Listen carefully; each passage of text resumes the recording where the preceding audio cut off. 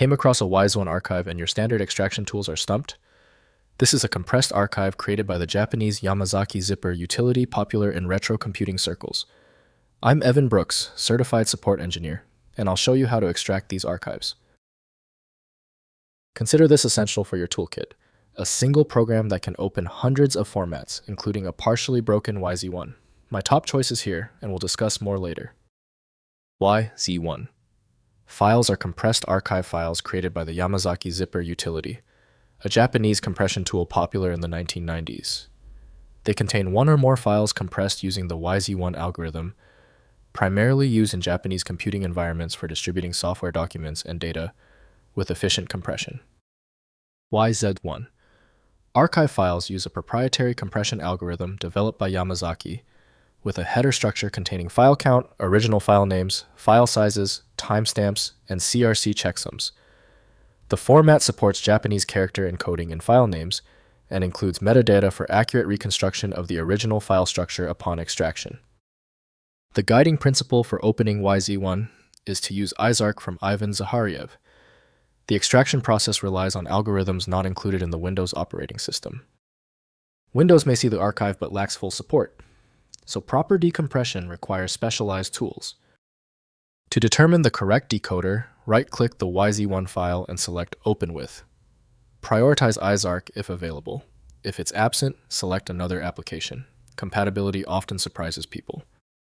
If the YZ1 file is still giving you trouble, relax. Since the application couldn't handle the YZ1 file, we shift focus. I want you to perform these 3 essential recovery steps immediately. First, extracting with Yamazaki ZIPPER. Download the original Yamazaki ZIPPER utility or compatible Japanese archive tool.